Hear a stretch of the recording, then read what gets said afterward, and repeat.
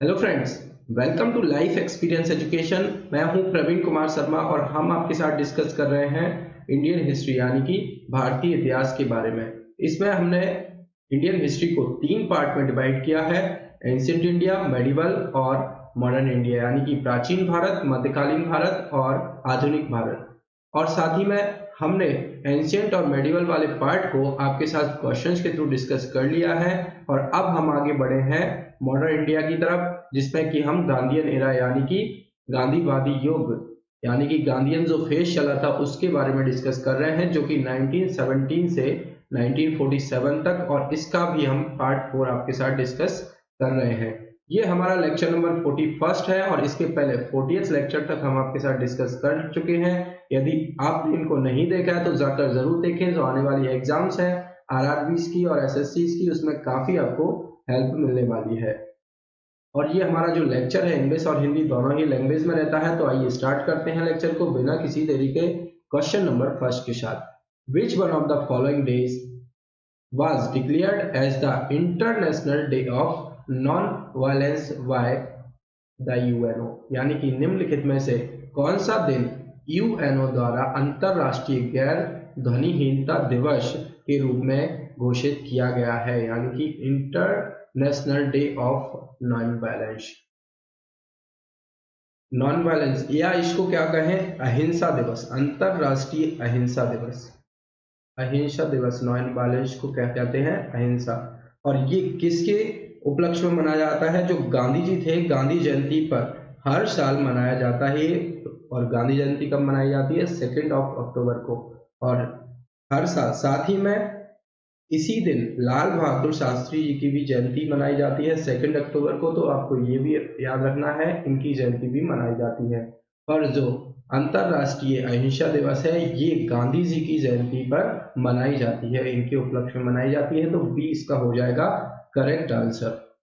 Next question की तरफ बढ़ते हैं। Dyarchy is the provincial government was established by the, यानी कि प्रांतीय सरकार में राजतंत्र की स्थापना किसके द्वारा की गई थी? डायरकी की बात करें तो ये क्या है? ये है द्विशासनात्मक प्रणाली। और इसको कब ऐड किया गया था? गवर्नमेंट ऑफ इंडिया एक्ट 1919 में, 1919 में इसको ऐड किया गया था। जो प्रोविंसेस थे उसमें डायरकी लागू की गई थी। डायरकी यानी कि प्रांतों में द्वैत शासन प्रणाली का प्रवर्तन किया गया था। और इसका जनक किसको माना जाता है? ये भी इंपॉर्टेंट है। इसका जनक माना जाता है लियोनस कार्टियस को इसके जनक माना जाता है। फादर ऑफ द्विशासन, फादर ऑफ डायरकी इनको माना जाता है। तो चीज का हो जाएगा करेक्ट आंसर। नेक्स्ट क्वेश्चन की तरफ बढ़ते हैं। Who among the following was associated with Kakori conspiracy case, यानी कि निम्नलिखित में से कौन काकोरी षड्यंत्र मामले से जुड़ा था?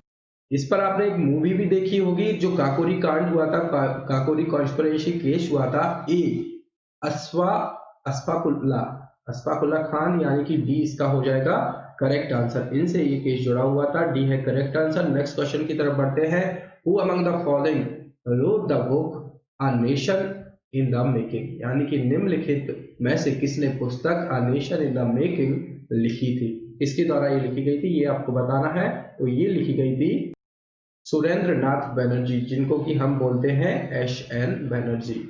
आपको याद रखना है, सुरेंद्र नाथ बनर्जी के द्वारा ये पुस्तक लिखी गई थी, a nation in the making. तो सी हो जाएगा करेक्ट आंसर। नेक्स्ट क्वेश्चन की तरफ बढ़ते हैं। At the second round table conference the Indian national Congress was represented by, यानी कि दूसरे गोलमेज सम्मेलन में भारतीय राष्ट्रीय कांग्रेस का प्रतिनिधित्व किसके द्वारा किया गया था? तो भारतीय राष्ट्रीय कांग्रेस यानी कि इंडियन नेशनल कांग्रेस का रिप्रेजेंट किसने किया था? एन के गांधी, मोहनदास करमचंद गांधी जी के द्वारा ये किया गया था। जो सेकंड राउंड टेबल कॉन्फ्रेंस होती है कब होती है, ये भी आपको पता होना चाहिए। तो सबसे पहले तो आपको पता होना चाहिए जो सिविल डिसओबीडियंस मूवमेंट 1930 से 34 तक चलता है, यानी कि सविनय अवज्ञा आंदोलन, सविनय अवज्ञा आंदोलन, ये कब से कब तक? 1930 से 34 तक चलता है। और इसकी शुरुआत डांडी मार्च से की जाती है, जिसमें कि गांधी जी, सरोजनी नायडू और उनके साथ 77 अदर्स पार्टिसिपेट करते हैं। साथ ही में इसके बाद गांधी जी क्या करते हैं, जेल चले जाते हैं, अवर्धा जेल में इनको ले जाया जाता है। और उसके बाद होती है नवंबर से जनवरी के बीच में 1931 जनवरी में फर्स्ट राउंड टेबल कॉन्फ्रेंस होती है। फर्स्ट राउंड टेबल कॉन्फ्रेंस होती है जिसमें कि कांग्रेस पार्टिसिपेट नहीं करता है, क्योंकि गांधी जी उस टाइम पर जेल थे और उस टाइम गांधी जी कांग्रेस में एक बड़ा पद था। तो सेकंड राउंड टेबल कॉन्फ्रेंस करवाई जाती है, जिसके पहले की एक गांधी इरविन पैक्ट होता है। कब होता है? मार्च 1931 में सेकेंड राउंड टेबल कॉन्फ्रेंस मनाया जाता है गांधी जी को। फिर सेकेंड राउंड टेबल कॉन्फ्रेंस में गांधी जी जाते हैं और ये कांग्रेस का रिप्रेजेंट करते हैं। एक बार अटेंड करता है Congress second round table conference में, इससे भी क्वेश्चन बनता है, और गांधी जी इसको अटेंड करते हैं। थर्ड में फिर से कांग्रेस इसका बॉयकॉट कर देता है थर्ड राउंड टेबल कॉन्फ्रेंस का। तो सेकेंड राउंड टेबल कॉन्फ्रेंस में इंडियन नेशनल कांग्रेस की तरफ से गांधी जी इसका रिप्रेजेंट करते हैं। सी है करेक्ट आंसर। नेक्स्ट क्वेश्चन की तरफ बढ़ते हैं। कंसीडर द फॉलोइंग इवेंट्स, निम्नलिखित घटनाओं पर विचार करें। Gandhi Irwin pact, first round table conference, Simon commission, Poona pact. The correct chronological order of these events is, यानी कि इन घटनाओं का सही कालानुक्रमिक क्रम बताइए। तो हम बात करें, अभी हमने बात की है 1931 मार्च 1931 में होता है Gandhi Irwin pact. First round table conference बात करें तो जनवरी 1931 में होती है। साइमन कमीशन, ये हम पहले भी बात कर चुके हैं इसके बारे में। साइमन कमीशन आता है 1928 में, 1928 में आता है। और पूना पैक्ट की बात करें तो ये सेकेंड राउंड टेबल कॉन्फ्रेंस के बाद हो जाए है, जिसमें कि मदन मोहन मालवीय जी के द्वारा गांधी जी और B.R. अम्बेडकर जी के बारे में एक साइन किया जाता है पूना पैक्ट पर, जिसमें कि उसके पहले गांधी जी क्या करते हैं, हंगर स्ट्राइक पर बैठते हैं, जिसमें कि मदन मोहन मालवीय की हेल्प से पूना पैक्ट किसमें होता है, गांधी जी और B.R. अम्बेडकर में। तो ये आपको याद रखना है। ये होता है कब? 1932 सितंबर के आसपास होता है, सितंबर 1932। अब क्रोनोलॉजी आप जमा लीजिए। सबसे पहले आता है second first round table conference होगी, फिर आएगा फर्स्ट गांधी इरविन पैक्ट, फिर आता है सेकंड राउंड टेबल कॉन्फ्रेंस के बाद पूना पैक्ट, और उसके पहले आएगा क्या, साइमन कमीशन, यानी कि 4213। ये कौन सा आंसर है? सॉरी 3। साइमन कमीशन क्या है? 3। साइमन कमीशन है थर्ड नंबर पर और पूना पैक्ट है फोर्थ नंबर पर। 3214, यानी कि सी को फॉलो करेगा, सी हो जाएगा इसका करेक्ट आंसर। नेक्स्ट क्वेश्चन है, who among the following was regarded by Mahatma Gandhi as his political guru, यानी कि निम्नलिखित में से किस महात्मा गांधी को राजनीतिक गुरु के रूप में जाना जाता है? तो ये माना जाता है राजनीतिक गुरु के रूप में गोपाल कृष्ण गोखले जी को। तो डी इस क्वेश्चन का हो जाएगा करेक्ट आंसर। साथ ही में राष्ट्र गुरु किसको कहा जाता था? राष्ट्र गुरु, ये भी आपको याद रखना है, राष्ट्र गुरु कहा जाता था सुरेंद्र नाथ बनर्जी को। SN बनर्जी, जो अभी हमने थोड़ी देर पहले डिस्कस किया जाता है, इनको राष्ट्र गुरु कहा जाता था। तो डी है करेक्ट आंसर। नेक्स्ट क्वेश्चन की तरफ बढ़े। For which one of the following movements did Mahatma Gandhi give the slogan do or die, यानी कि निम्नलिखित में से किस आंदोलन के लिए महात्मा गांधी जी ने करो या मरो का नारा दिया था? तो ये कौन से बात करें किस मूवमेंट में दिया था? तो ये दिया था क्विट इंडिया मूवमेंट में। तो डी हो जाएगा करेक्ट आंसर। और इसको किस किस नाम से जाना जाता है, क्विट इंडिया मूवमेंट या फिर भारत छोड़ो आंदोलन? भारत छोड़ो आंदोलन, भारत छोड़ो आंदोलन, या फिर इसको एक और नाम से जाना जाता है, क्वेश्चन पूछा जाता है the last movement. The last movement किस मूवमेंट को कहा जाता था? तो क्विट इंडिया मूवमेंट को कहा जाता था द लास्ट मूवमेंट। और ये कब हुआ था? ये कब हुआ था, ये भी वेरी इंपॉर्टेंट है। ये कब हुआ था? 1942 में, 1942 में इसको किया गया था गांधी जी के द्वारा, 8 अगस्त 1942 को। और गांधी जी एड्रेस किए थे कहां से? जनता को, बॉम्बे से, इस आंदोलन में। और इसी में उन्होंने डू और डाई, यानी कि करो या मरो का नारा दिया था और कहा था he advise to not to stop the movement and give the slogan do or die, यानी कि उन्होंने कहा था, एडवाइस दिया था कि इस आंदोलन को रोकना नहीं है और इस दौरान ही नारा दिया था करो या मरो का।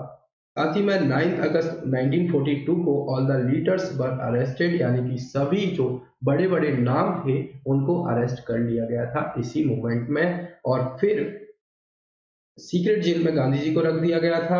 आगा खान पैलेस पुणे में, जिसको माना जाता है, अदर्स को, किसी को अहमदाबाद फोर्ट जेल में, किसी को नैनी जेल में, किसी को अल्मोड़ा जेल में, जैसे कि जवाहरलाल नेहरू की बात करें तो अहमद फोर्ट जेल में रखा गया था। राजेंद्र प्रसाद जी को कहा रखा गया था पटना जेल में। और इसको फिर आगे किसके द्वारा बढ़ाया गया था, जो यंग लीडर्स हुआ करते थे उस टाइम पर, यानी कि जो नौजवान खून थे, नौजवान लीडर्स थे, उनके द्वारा, जिनमें की बात करें जयप्रकाश नारायण, लोहिया जी, अरुणा अशरफ अली खान और अंडर ग्राउंड एक्टिविटीज, इनके द्वारा छोटी छोटी एक्टिविटीज, ग्राउंड एक्टिविटीज चलाई गई थी। और साथ ही में बात करें, ऊषा मेहता एक इम्पोर्टेंट नाम उभर कर आया था यहाँ पर, जिसने की ऑर्गेनाइज किया कांग्रेस रेडियो बॉम्बे से।